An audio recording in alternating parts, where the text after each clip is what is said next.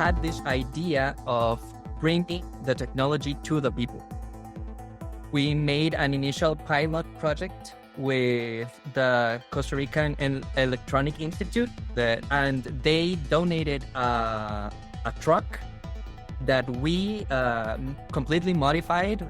We modified it so that it had power supplies to bring 3D printers, laser cutters, basically like all the basic equipment of a digital fabrication laboratory, but that we could take to the communities to give workshops and to show people the technology that exists and what it can do. And we brought this technology to them. The project was a resounding success because people were amazed. The truck, it could be opened up and everything. Welcome to episode 96 of OEGlobal Voices podcast. I'm your host, Alan Levine. This recording with Luis Diego Gomez was made January 30 at the Fab Lab Kä Träre at the University of Distance Education in Costa Rica. The Fab Lab is an amazing facility and was awarded in 2024 with an Open Education Award for Excellence. We're a little bit late at catching up with the Fab Lab. Last August was their 10th anniversary, and we're so excited to learn through Luis Diego's stories and explanations of their projects just what a fabulous, to coin a word, facility this is and how it is connected to open education in so many ways profound for the university and for the community and people of Costa Rica. Here we are, and I am virtually in a great facility. We have Luis Diego Gomez coming to us in the Fab Lab, and we're here to talk about this wonderful facility. It got recognized in 2024 with an Open Education Award, and last August was the 10th anniversary of the Fab Lab, and so we're a little bit late, but we're still honoring that. So welcome, Luis Diego, and let us know who you are and where you are. Well, thank you so much for having me. So yeah, I'm right now in the Fab Lab Kä Träre, like the main space of the laboratory.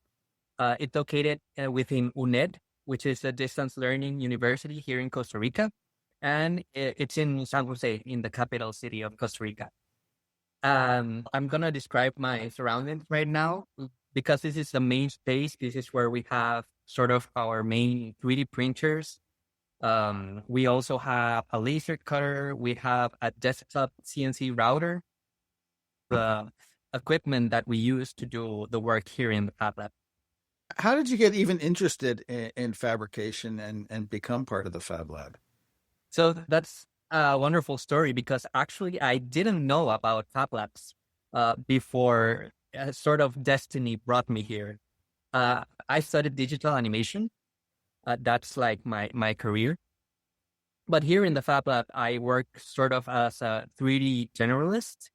And I came to have that position because in Costa Rica, when you are studying in the university, part of what you have to do to graduate is you have to do some community service. And ideally, the work that you do has to do with your career, what you studied. In my case, some institutions had asked the university for animation students that were looking to do their community service work.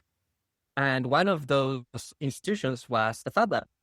So they were actually looking for a digital animator because they needed someone to do 3D models of a frog.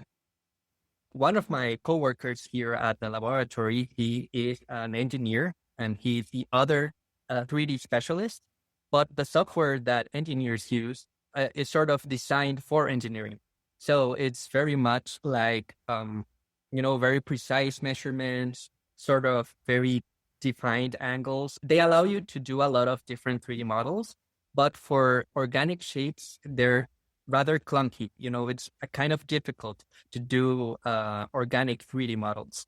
Whereas in animation, you learn a different 3D pipeline. It has to do more sort of like digital sculpture, and organic 3D models is very much in our wheelhouse. So I did this project with the Fab Lab.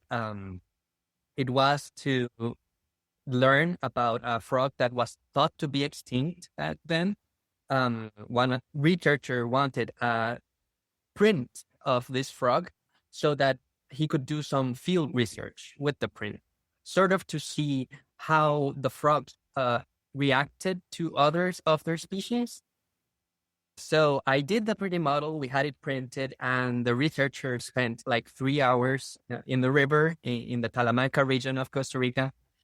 And he actually managed to record some very interesting footage, which helped to prove that the frogs had become territorial and sort of isolated. Before it was thought that they were like a community.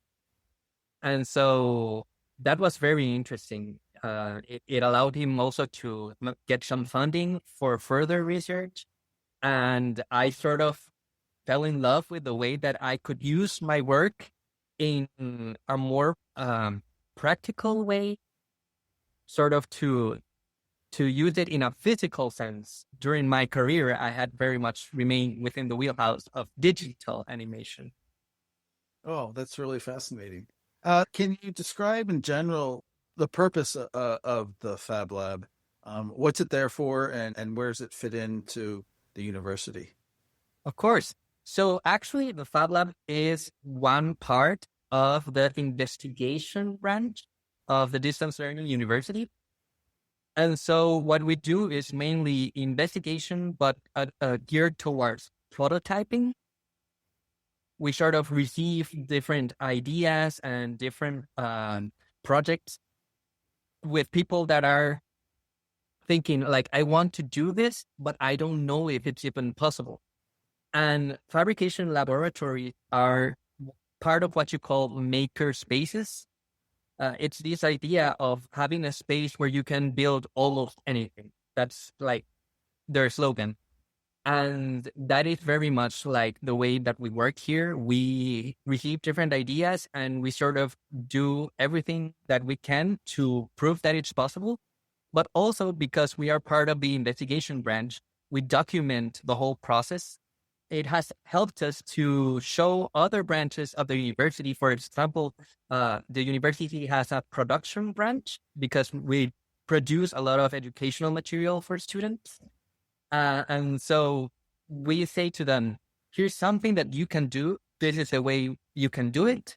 A step-by-step guide that helps them to sort of create a system and continue doing this kind of material in the future.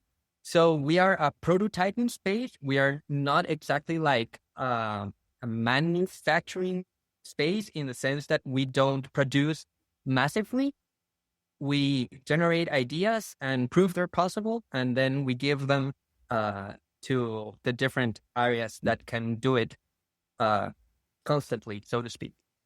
Right. So how do projects come to you? And do they come from mostly people who have an understanding, or are you able to reach people who maybe don't even know that they need something like a Fab Lab? So I would say most of the people don't know what a Fab Lab is.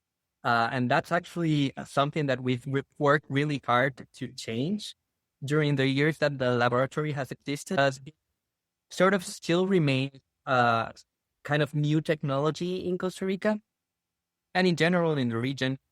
Sort of people not knowing not only that it exists, but all the things that they could do with it. What we have done is that when we do get like an idea or a project that is usually through social media, or maybe someone that we have worked before will be talking to another person in the university, they will have like an interesting idea and they will remember something that we had done in the past and say, you know, I think that maybe the Fab Lab could help you. You should write to them. So that happens a lot. That's a way that a lot of projects come to us, but we also actively seek to do some projects from our own point. Mm-hmm. I know from looking this up that it's part of like a global network of Fab Labs, correct? Yeah. So what does the name Kä Träre, see, I'm going to mess it up again. What does that mean? Is that Spanish or something else? One of the like native peoples of Costa Rica is the Nobe people. When the Fab Lab started, we had a cultural mediator from the Nobe here learning a little bit about digital fabrication, and we asked him for a name for our laboratory. And the name that was given to us was Kä Träre, meaning space of light. And in their culture, they believe that light is knowledge and that it's something that is meant to be shared with everyone. So it was perfect for sort of the vision and the mission of the Fab Lab. Wow, that is beautiful. And so you weren't there in, let's say it was 2015, it would have started. Mm-hmm. Do you know where the initial idea came from? Why did UNED say that we think we want to create a Fab Lab? Mm-hmm. So it actually started as a project that was part of the investigation branch. But so you see, UNED is a distance learning university. So in 2015, back then, the investigation leader was Lisette Brenes. And there was very much a push towards knowing, we have to make sure that we are constantly learning about the technologies across the world that are used to teach students in various ways. And so within that project, within that framework, they learned about fabrication spaces. They were interested in creating a space like that here and following that line towards the end, see what it can do, what it can offer for students, how it can benefit the students and the people in general. That's initially how it started, but they had almost no resources. And so the very first 3D printer that they had, it was a printer bot. They don't even exist anymore. That brand doesn't exist anymore, but it was like laser cut in wood. So it was very cheap in materials, and you had to assemble it yourself. So it was very much like something accessible to start with. But with that, because we also work with programming and electronics, they also had a couple of electronic boards.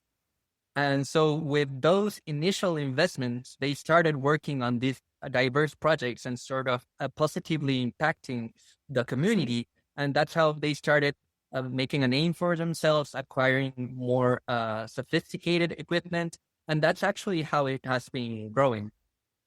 I remember early on when there was a 3D printer designed to make parts to build a 3D printer, which to me sounded like, wow, that makes sense.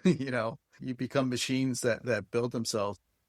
And it was interesting to think about, UNED is a distance learning institution. What does fabrication have to do with it? But because 3D models are digital and can be, transferred and sent out, and these printers are not necessarily always expensive, it does make sense that it's something you can put to work in the field of distance learning, correct? Mm-hmm. Mm-hmm. So, for example, one of the projects in the past that I think made a very big impact for the students is that a lot of students of UNED don't have access to a computer. In fact, most of them learn on their phones because it's what is accessible to them. They don't have the means to have a computer. You're sort of maybe sometimes lose that perspective. We can talk a little bit more about this when we talk about a project of going towards the different communities across the country. So that is interesting. But back to what I was telling you about this particular project. There is an electronic board called Arduino. I hope that I'm saying it right, like in the technical terms.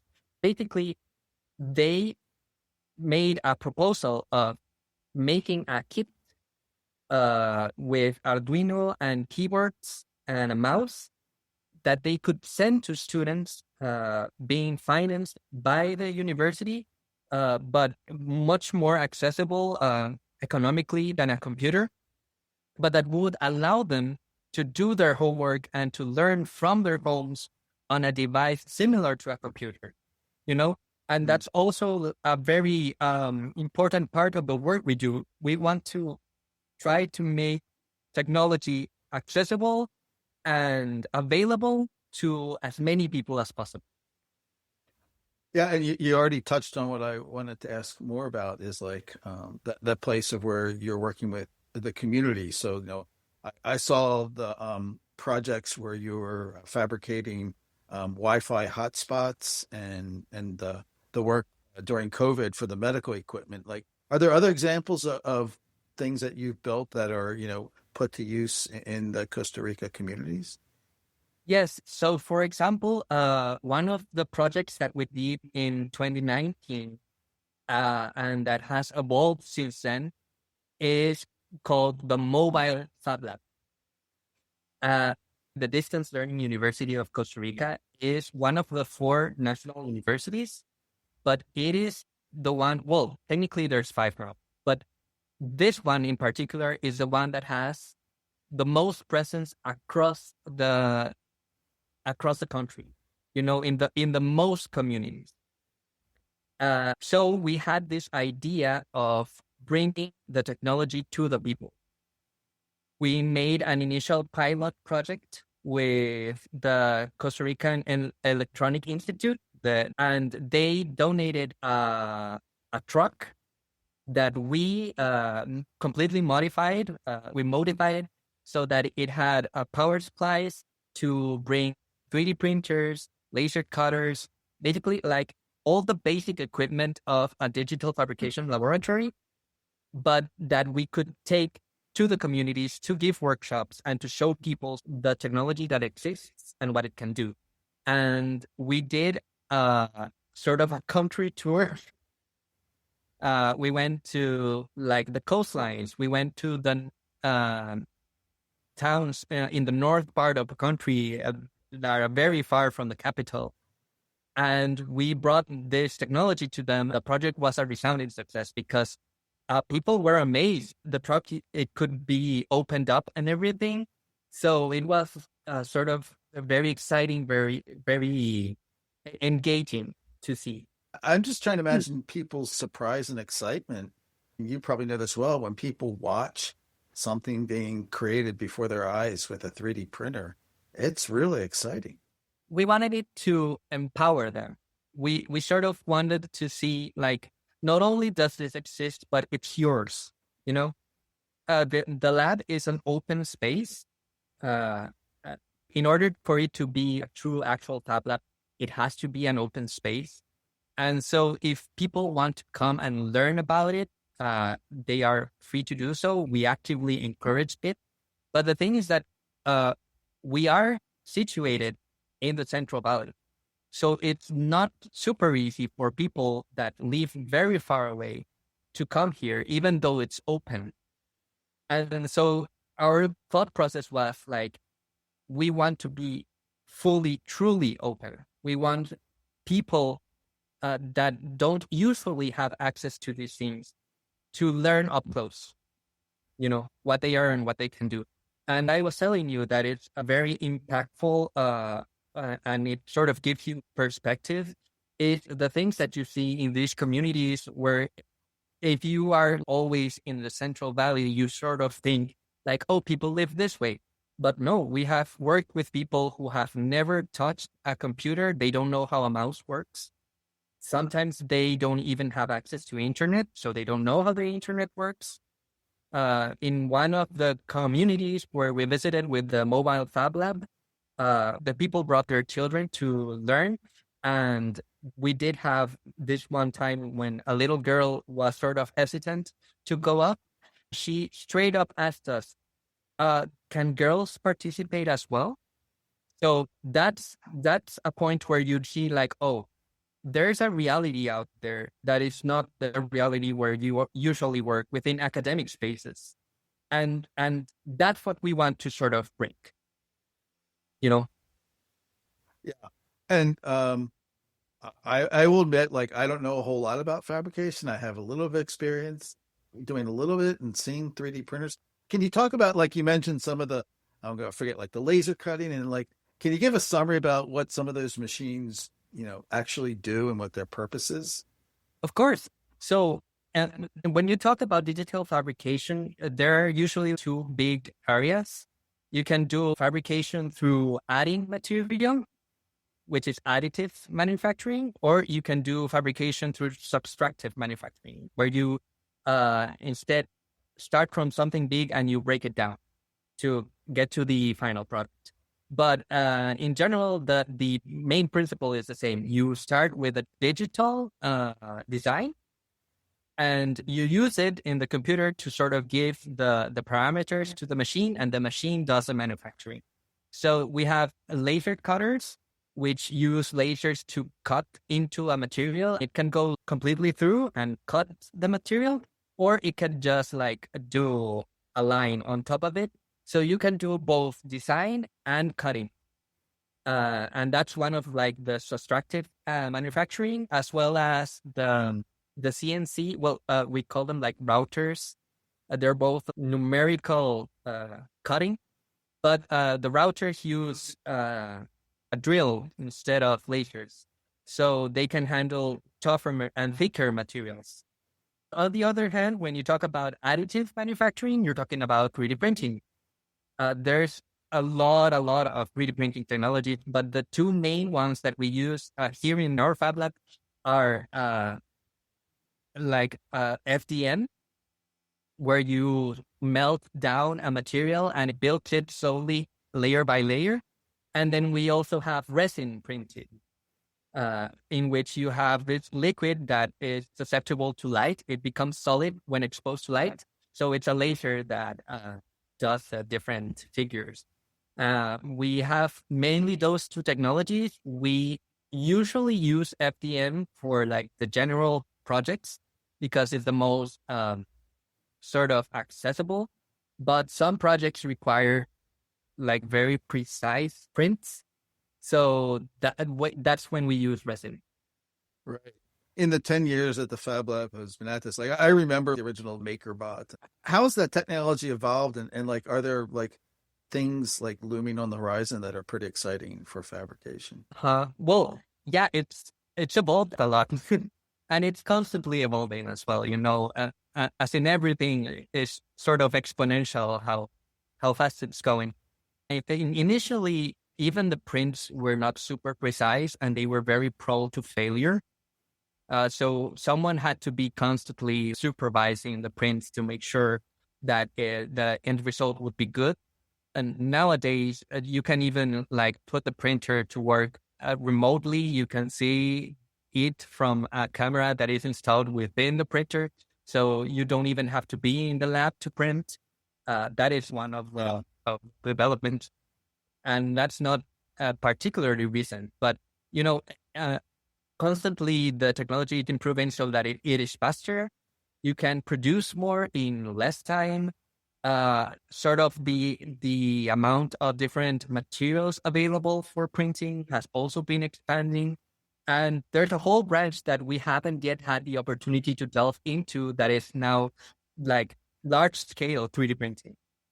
You do see a lot of in Asia and Europe, mainly, but it's the same principle as FDM, but it uses a robotic arm. So you can do like really large prints. The thing is that you also need to have like a dedicated space for it. So in a country as small as Costa Rica, that is it's difficult to achieve. Yeah. What has been printed at that kind of scale, like room sized or larger? Nowadays, you hear about printing houses, printing bridges. Yeah. We're talking like really large scale. Oh, yeah. Man, that's exciting. Let's see. I scanned some of the projects, of course, and they're all impressive. Can you remember any projects that really stand out? I would say bizarre, but like unusual, or that maybe the lab you were thinking like, I don't know if we can do this. Like, what are some the creative, unusual projects you've been involved with? That's a kind of a difficult question to answer because one of the most exciting things about this space is how varied it always is constantly.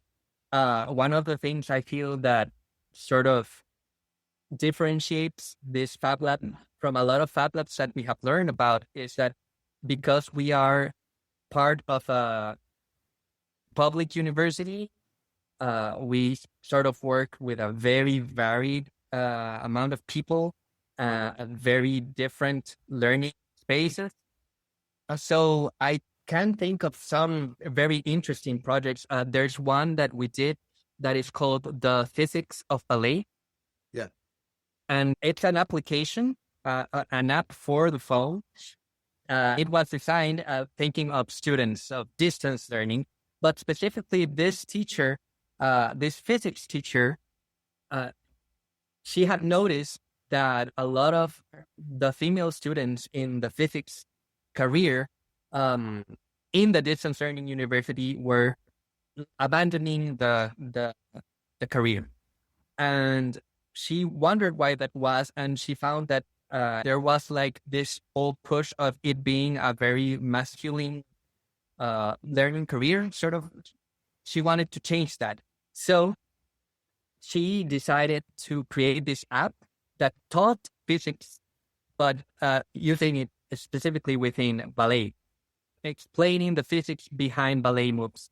So it's sort of a game where you learn about ballet poses and movements, but how they work when it comes to physics, and it's virtual reality.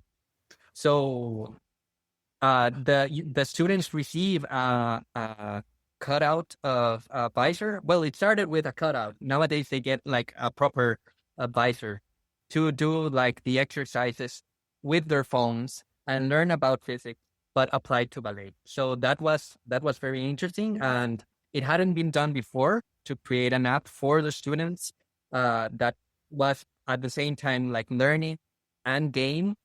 We again documented the whole process, and we gave it to production, and we said, "This is how it's done." Maybe like a favorite project that stands out. Right now, we are working on a project that has me very excited. We are working with the natural sciences branch. Some of the teachers there wanted to create board game, but specifically board games that would teach students about the genetics of population in nature, how evolution works, and why. To teach also about paternity tests, about how mitosis and meiosis work, all of these things. But they wanted not only to create these board games, but they wanted to make sure that they are fun, that they are accessible, because they teach future teachers.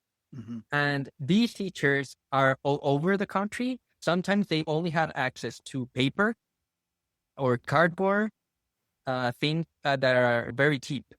We are prototyping and designing these board games, and it has been very, very fun because while working with these teachers, we get to learn a lot about these topics. They get to learn a lot about design thinking and about prototyping. And so we are working together to get these projects validated, and that is coming relatively soon. In March, we have like the first validations of the board games. Oh, that's exciting. And I saw on the site that you teach design thinking, which makes sense when I'm hearing our conversation, but is that something would naturally be associated with a fabrication laboratory? I think that maybe not like naturally, but I do think that it would be very important. I think that it's very beneficial for spaces like this to know about that process, but we also actively encourage it for everything. For those who maybe don't know what design thinking is, it's a methodology, a way of thinking that helps you go from an idea or maybe like a problem that you have and that you want to fix, but aren't sure quite how. It sort of gives you steps to generate ideas, to explore your creativity, and to maybe try something out of the box and get to a final result that is validated and that you are sure that is going to work, right? It sort of helps you to avoid the traps that can maybe happen when you are working with any sort of design process, creative process. Sometimes what happens a lot in these kinds of spaces is that because you have all this very exciting technology, you are very tempted to use it right away. And to maybe create prototypes using these technologies. But the design thinking encourages you to maybe start with paper, cardboard, Play-Doh, even. Most of the time, when you do it that way first, you find out, oh, I hadn't thought about this. This doesn't work. If you had done it with 3D printing, you would have wasted resources in something that you could have prevented, right?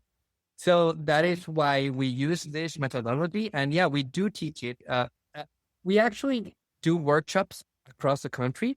From last year, actually, we have a project where we go to very special places around the country that are called, let me see if I can translate it in English, Civic Centers for Peace. Okay. They are like community centers that were created by president in around 2008, I think it was. Laura Chinchilla, who was president back then, she created these spaces. And they are strategically placed in communities that have struggled with violence and low development levels, indexes. So we are working with them, and what we do is that we go there and we give workshops. We give 3D modeling workshops. We give design thinking workshops. So yeah, this is something that we try to teach a lot. That is so progressive. When you're describing all these things, like I have to ask, how many people work at the Fab Lab? Because it sounds like hundreds for all the things that you do. So we're just 9 people. Wow. Yeah. And one thing that is, I think, very, very interesting and very exciting about it is that none of us studied the same thing.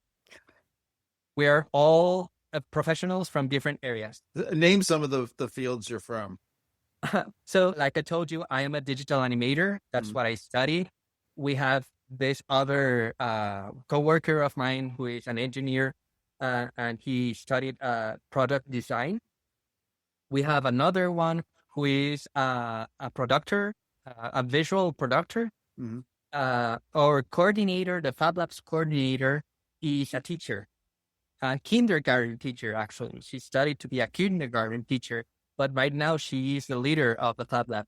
I have always admired her for that because I think that it's something that really catches people off guard. They usually don't expect that kind of profiles, not only to be present in a Fab Lab, but to be leading it. I think that it has actually reason of the big success of the Fab Lab because it's a very particular way of thinking. It's sort of thinking about how to reach the people, how to teach them about how this works, right? We have another coworker who is a mathematician. We have a programmer. We have another coworker is from publicity, actually. So I think it's like very, very, very. But that says a lot. I mean, because you bring other skills into you, not just focus on the tools or the platform. I have so many questions. You talked a little bit about like the way you framed the idea of openness, meaning like, that it's accessible and people can use it. Is there a relationship you can expand upon to open education or open source in the work that you do? We try to use open source materials, but also to create open source education as much as possible. The project that we've done, when we create scientific articles to publish, we always try to do it in a way that it's going to be accessible openly for people. Also, for example, there was this project that one of my coworkers made called the Light Box. There is a device that is used in early learning for children to sort of check their sight, their ability to differentiate different shapes. It's basically used to detect possible issues that the child might have. It can also help to find, for example, attention deficit disorder. It can help it find early. it's basically why it says it's a light box. It's a box with light and you can put shade on it. But when this project was made in Costa Rica, there were only 2 light boxes because they were these very big, clunky things, very expensive. There was one in the National Children's Hospital, and there was one in the Centeno Gwen, which is like the special needs learning school. The reason why it was only there is because it was so expensive. Unfortunately, as it is in lots of places in the world, teachers don't have a lot of resources. So he had this idea. He has always been very passionate about light and light fixtures. He created a modified version of the light box that you can build yourself with 3D printing, laser cutting, and a circuit board. But it had like a lot of improvements. One of them is that it's movable. You can change the color and intensity of the light when the project was finished. Not only was it published publicly, but also it was the first time that the university had a sort of patent. It's not exactly a patent, but it's more like saying, okay, this idea is free for everyone. It's not allowed to sell. Whoever wants it can download the design and build them themselves. They don't have to pay anything. But they're not allowed to sell it for a profit. Right. It's non-commercial. So, Mm-hmm. That's fantastic. I have to acknowledge the Fab Lab created and printed the awards that we give out for the Open Education Awards for Excellence, which were the 3D model of the yellow logo. It lit up, right? And did you work on that? Do you remember working on that? What did you think of that? Yeah, so I really like them. I have to say I was not one of the people who worked on that particular project, but this coworker that made the light box was one of the people who worked on that award. And yeah, that light was, I believe, his idea. Yeah. Many times when I'm having video calls with some of the colleagues who've got these awards, they nearly always have it like on their desk or on the shelf behind them. So the work at the Fab Lab lives on. Well, thank you, Luis, so much. This has been exciting. I don't know about you listeners, but like, I want to go and see the Fab Lab. It sounds very exciting. I'm just curious, what are your interests in things that you like doing away from this fabrication work? What do you find that gives you joy outside of work? So outside of work, I play the piano. I actually sing in a choir and I play the piano in another choir. And that is something that I really, really enjoy. I've even had the opportunity to go compete outside the country. That has been like very, very interesting. And well, I also like to go hiking. There's a lot of very beautiful views in Costa Rica. So I know it's on my list of places that I definitely want to see. So thank you so much, Luis. It's been a real pleasure talking to you. Sorry it took so long because the award was a while ago, but the Fab Lab, it's an extraordinary facility and I can see why you're excited to work there. well, thank you. Thank you so much. And then really no problem. We're very excited to be there. Okay. You just listened to episode 96 of the OEGlobal Voices podcast, the podcast that we do here at Open Education Global, bringing to you voices and people like Luis Diego Gomez, who make up the world of open education. We thank Luis Diego as well as Diana Hernandez Montoya for arranging this podcast and for sharing the work of the Fab Lab. Each episode of OEGlobal Voices features a different musical intro track that I select from the Free Music Archive that connects to this show's discussion. For today's show, I selected a track called Make It by an artist named Synapsis, licensed under a Creative Commons Attribution Non-Commercial No Derivatives license. And so, if you want to suggest a guest that we should have on the show, please let us know. Look forward to future shows coming up in the next couple months. We're going to be featuring a lot more of last year's Open Education Award for Excellence winners, as well as some new series of shows with OEGlobal members. You can find our show at voices.oeglobal.org, and you are welcome to join us for follow-up discussion in our OEG Connect community. Thank you again, and we look forward to bringing you another episode very soon.